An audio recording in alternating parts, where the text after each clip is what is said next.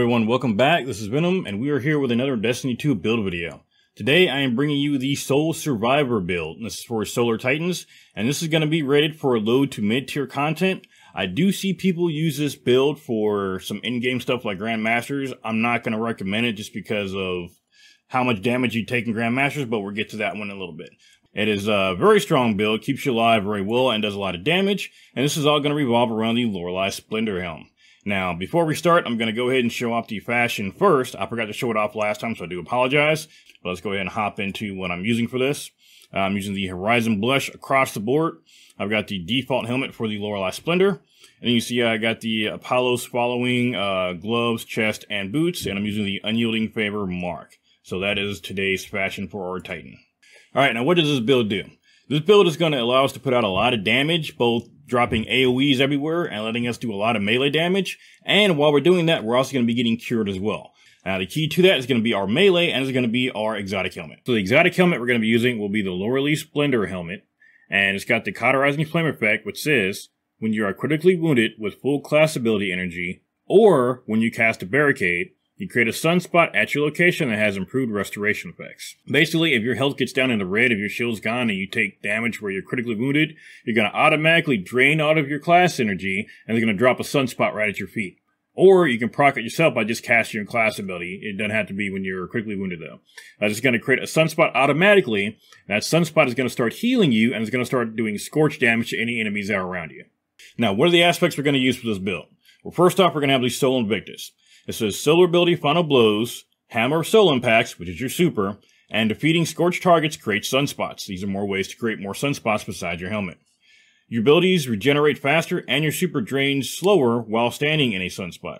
Sunspots apply Scorch and deal damage to targets inside. Entering a sunspot applies Restoration. So, this Soul Invictus is going to give us more ways to make sunspots and give them improved functionality.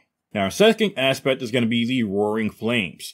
And it says, Final Blows with a Solar Ability or Ignitions increase the damage of your Solar Abilities. It stacks 3 times. Now, the main Solar Abilities that a Titan is going to have and utilize, at least this version, is going to be their Throwing Hammer and their Grenades. But the Throwing Hammer is really going to be where this build shines because that is what people use for most of the damage for this kind of build. If you ever hear the term Bonk Hammer, that's what this is.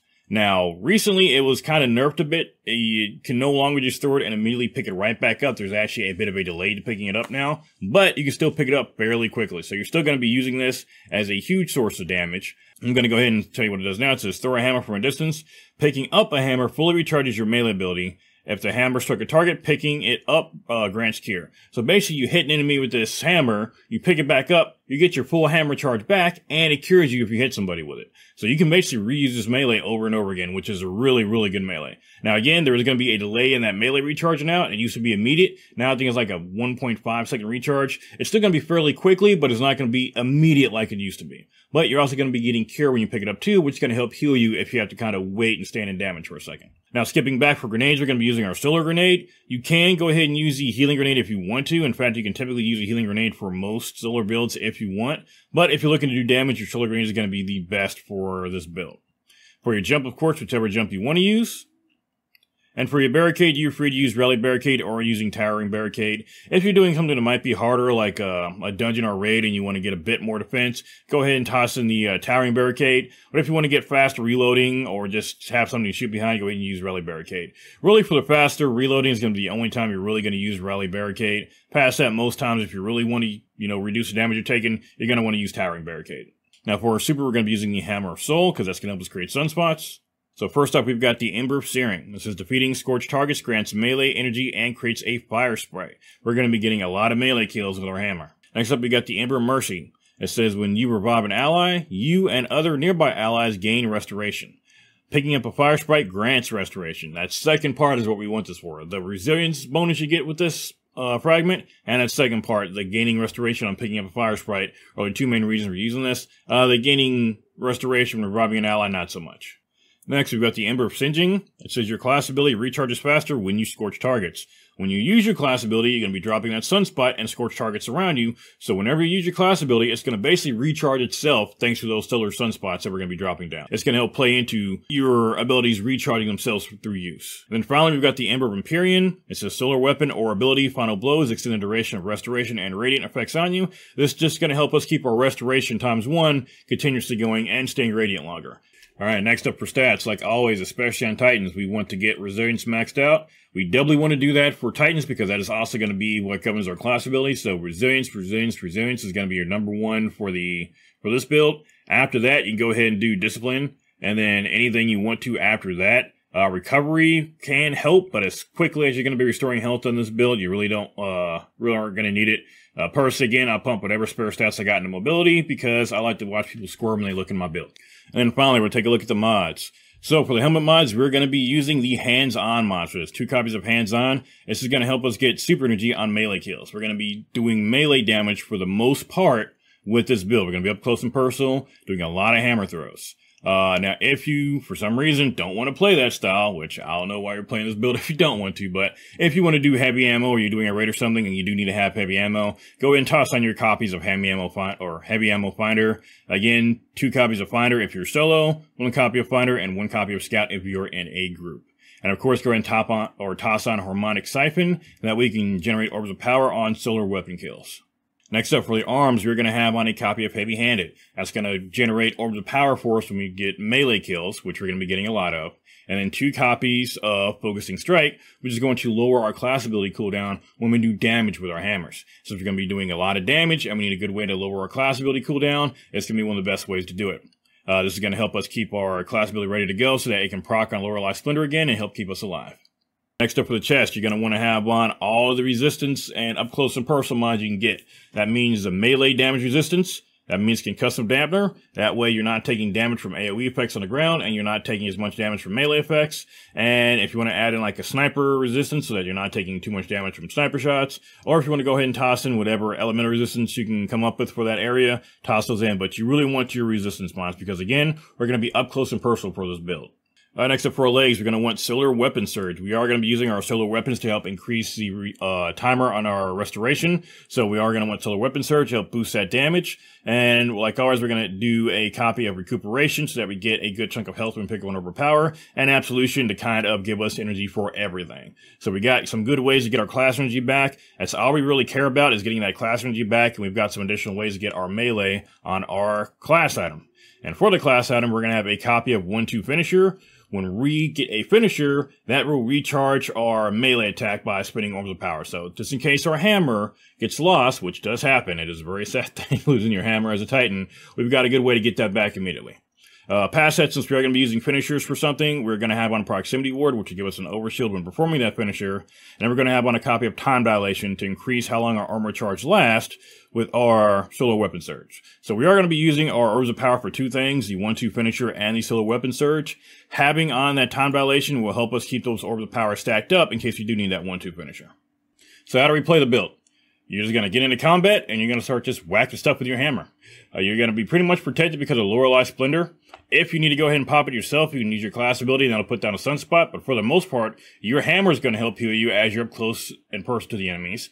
If you do get down to low health, the Loreley Splendor is going to pop automatically. And if you want to go ahead and keep your restoration ×1 going, we're going to use our solo weapons to keep it going. So here I've just got my Callus Mini Tool, I've got a sword, I've got a Witherhoard. We're going to go through this lost sector, and I'll show you how it works.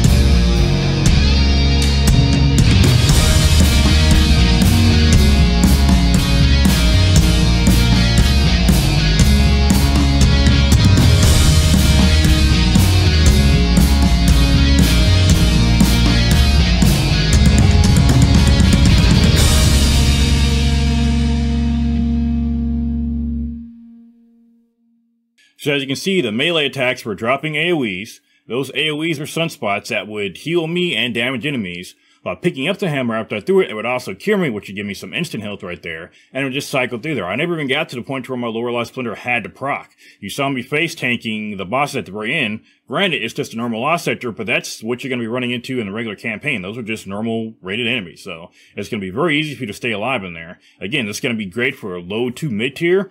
Now, it's not going to be great for Grandmasters. Now, we'll heal you during Grandmasters. However, this is a build that where you really kind of have to get up close and personal, and you don't want to do that with this kind of build in a Grandmaster.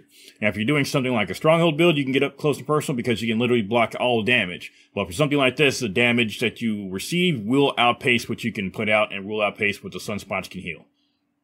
But for any content underneath that, like I said, raids on down, this is going to be an excellent build. Now, this is a build you're going to see a lot of people use just kind of as their everyday stomp around build. This is a build people use to play that hammer. This lets you get up close and personal and use the hammer and gives that hammer extra functionality. Killing enemies with it drops AoE pools that will damage enemies around there and help recharge your other builders. Again, you saw me go through the lost sector, barely taking any damage. It was awesome. So if you really want to play this build, like I said, it's a really good one to play. It's a great everyday build to play for your Titan. Very hard to kill you. Again, not impossible to die, but it is very hard to kill you. And you got so many ways to keep yourself alive. Now, it does take some time to get used to throwing your hammer. Again, I'm not a Titan main, so you saw me, I missed a couple times. I had to go back and run and get my hammer. But once you're used to throwing it and you got that pinpoint accuracy, you're going to be unstoppable. Now, as far as weapons to use for this, to keep your restoration going, you're going to want to use some solar weapons. Again, you saw me using a solar sword. I didn't actually have to use it, but I had out a solar sword, and I had my Callus mini tool, and excellent solar submachine gun. But you can use pretty much any solar weapons you want to. Now, to offset the fact that this is kind of a melee-focused build, make sure you got some long-range weapons as well. And something that can do like massive boss damage, something like a Wither Horde or like a Scout Rifle, or even a rocket launcher. Something to help you take out enemies that are far away, because this is a very up-close focused build. So that's going to do it for me today, guys. The next video I got coming out is going to be Grandmaster focused. It's not going to be an actual build video, but I'm going to go over some common weapons and some common perks in the next couple of videos. So I think one is going to be some common weapons you're going to want to bring for Grandmasters, and another one is going to be some common perks to help you with builds. So the next two are not going to be specifically build videos, but they are going to be videos that will help with builds. So look out for that one. I hope to have that one out early next week. So yeah, it's going to do it for me for today, guys. Thank you for coming by, and I will see you later.